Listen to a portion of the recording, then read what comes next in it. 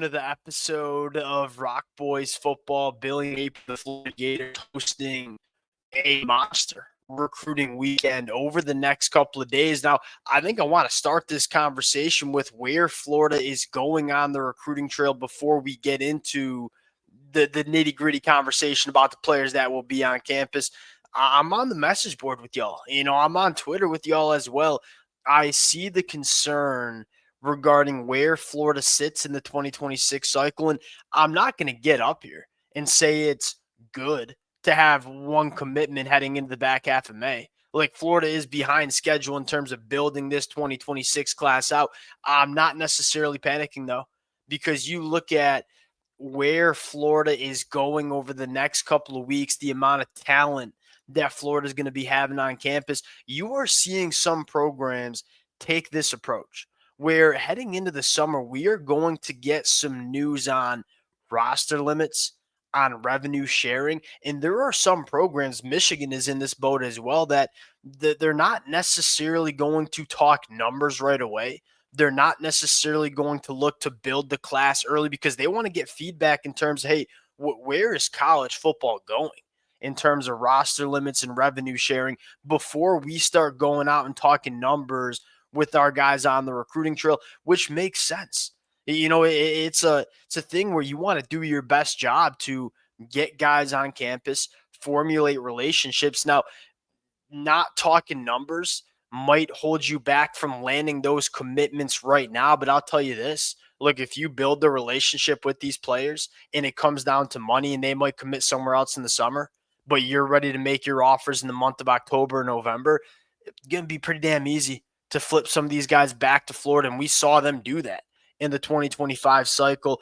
I look at Florida, this is a team that has some big time potential in the 2026 cycle for a couple of different reasons. Most notably, I think Florida is very clearly trending in the right direction in terms of where this program is going specifically in the 2025 season. But just as importantly, who are the players that are contributing for Florida? Like, go back to 2024. I am a firm believer that the 2025 class ended the way it did for Florida because of how much young talent played in the month of November and played at a high level.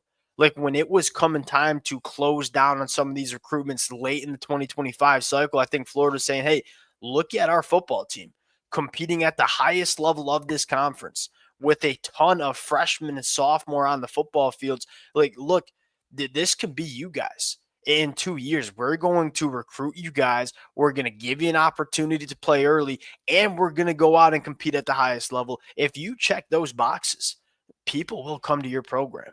And then secondly, I think the NFL draft is going to be a monster for Florida in 2026, that is. They might have 10 plus NFL draft picks. I mean, you're talking about a program that we already know when they are maximizing themselves as a program can be one of the best programs in the country, if not the best. Now you have a really good football team going into 2025, like showing everybody on the recruiting trail you can compete at the highest level of the sport. And on top of that, really, really good player development. And look, that might have not necessarily showed itself in the 2025 NFL draft because a bunch of really good football players decided to come back for one more year. I'm looking at this Florida roster going into 2025, looking at the potential NFL draft picks they have.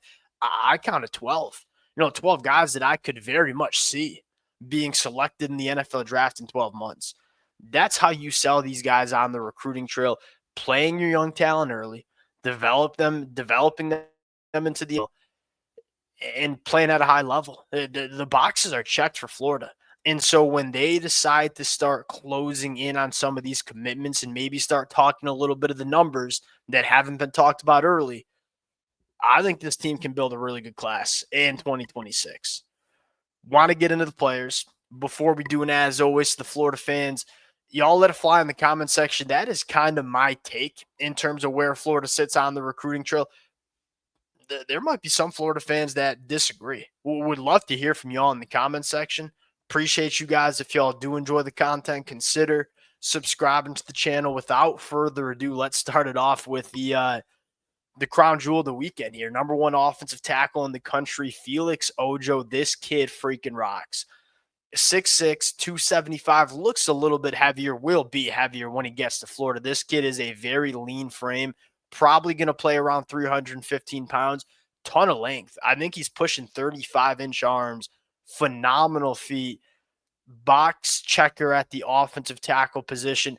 This is where I'm investing my money. Like when you talk about, hey, who are the names that we want to prioritize on the recruiting trail? These kind of guys that have all SEC, all American potential at the offensive tackle position, these are the guys you want to go out and get because they're so hard to get in the portal. Like if you miss on these guys in the high school ranks, you're probably not going to get a second crack at them in the transfer portal because they ain't that many tackles that go into the portal that have the capability of Felix Ojo. And if I'm Florida, like I'm selling the offensive line development. It's there for Florida. It might have not been there early. You look at where this team and what this offensive line is going to be in 2025. That's what I'm selling to Felix Ojo. Now you got to go battle in State, Texas.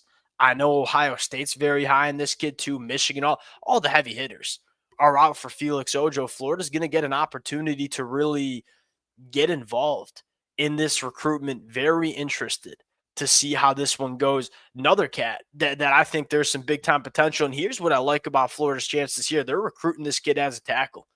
And I think that there's tackle capability. I think a lot of people see him as an interior offensive lineman. I look at a 6'6", 280-pound frame that moves well and say, we'll give you a shot at tackle. And look, we'll give you a shot at tackle.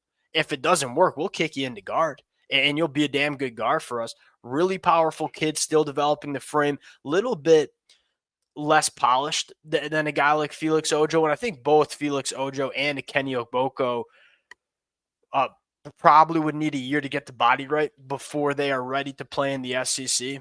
Big time potential for both of these guys. Same thing we talked about Felix Ojo. Try to get these kind of guys at the high school ranks because it's hard. And I think Florida's done a really nice job doing that. I mean, Florida has a very, very deep pipeline of offensive linemen. Like there was a reason they didn't have to go to the portal and try to address the offensive line when just about every other team in the country did. They've recruited a lot of bodies on the high school trail on the offensive line. Number 3, Calvin Russell, freaky wide receiver. I'm going to say this, and I don't want the Florida fans to jump down my throat. He reminds you of Hakeem Williams in terms of the prospect.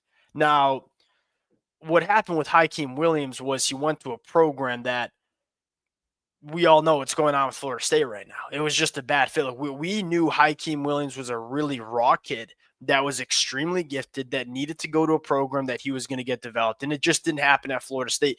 Calvin Russell, very similar. I would argue that there's a little bit more traits to this kid's game. He is 6'5", 200 pounds, legit hooper with legit like hoop offers. This is a guy that probably could play at Florida. And I know Florida's pretty good on the hardwood. Probably a guy that could play on this basketball team too.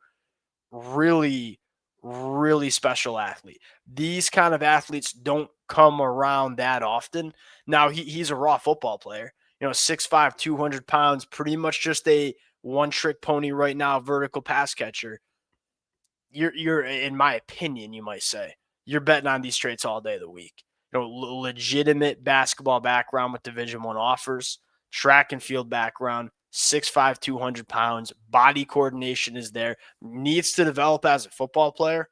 But man, we talk about it, football, when you simplify this sport, it is a size speed game and it doesn't get much better than Calvin Russell. Number 4 on the list, Chauncey Keenan from Sarasota, Florida. 5-star prospect, according to 24/7 Sports. I'll be the first one to admit I don't know if I like him like a 5-star. Really good and really versatile defensive chess piece. I think he could play boundary cornerback. I also think he'd be a really good safety as well. Florida has played their young cats in the back end pretty damn early. I mean, look at the 2 guys, Bryce Stewart and Jordan Castell. They've both been playing plenty of football during their first 2 years. I think Drake Stubbs and Lagonza Hayward are going to be playing plenty of football as true freshmen this year.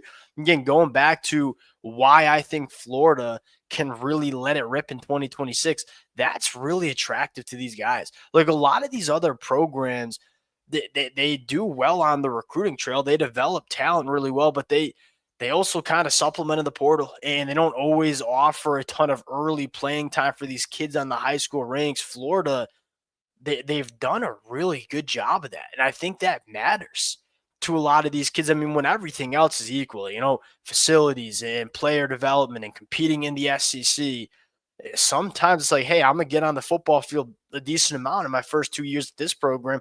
Probably got to wait 24 months if I go to a different one. I think that helps Florida in these kind of recruiting battles. Here's one that I love, and I don't know if Florida, so kind of an interesting situation. Luke Waffle, going to be on campus this weekend, releases his top four, and Florida wasn't in it, but he's still scheduled to. I'm kind of surprised. He just released it like 24 hours ago. I'm surprised that he released it before his visit to Florida.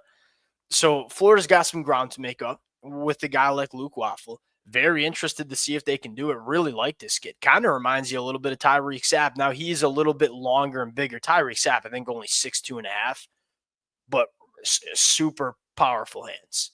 What do we love about Tyreek Sapp? His speed to power and his ability to stop the run. You kind of say the same thing about Luke Waffle. He's a guy that is about as strong as any edge defender in this 2026 cycle. Has some nice length, has some nice athleticism. Kind of does remind you a little bit of Tyreek Sapp in terms of heavy hands, getting off blocks, and being disruptive. Jameer Perez from Ohio, here's why this is big. And look, I get he's a 3-star, kind of an under the radar 3-star. There's not that many body types like this in the 2026 cycle. You look at the interior defensive line class, especially in the state of Florida. Last year we saw a really, really talented interior defensive line class, specifically in the Southeast United States. It's not there this year. Jameer Perez in the state of Ohio, kind of reminds you a little bit of Des Watson. He's a big, big kid at 6'4", 360. I would take a flyer on him because it's going to be hard to get these kind of bodies in the 2026 cycle. There's a reason I think Ohio State is gunning after him hard in the state of Ohio. Last name Carson Baker from Langston Hughes.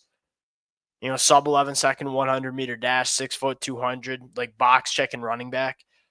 Dude can do a lot of different things at a high level, and it very similar to how we talked about with a lot of these other kids. I mean, if you're Carson Baker, you're looking at Jaden Baugh getting on there and being a freshman All-American. This place, and here's the other thing: you know that you're going to have pretty damn solid offensive line to run behind with the offensive guy in Billy Napier that wants to run the football. And I think Florida likes a couple other running backs in this class too. So I'm kind of interested to see how high Carson Baker is on the list for Florida, but he's going to be on campus as well. Really interested to see if Florida can kind of jumpstart this summer of 2026 official visits. And the thing I'll say is, like, yeah, it's not. You don't love that you only have one commitment in the middle of May here. I think it's going to fill it up. And I think we're going to be talking about a lot of commitments from this point until, the end of December. Appreciate you guys rocking with it. If y'all do enjoy the content, consider subscribing to the channel, and we'll talk to y'all later. Peace.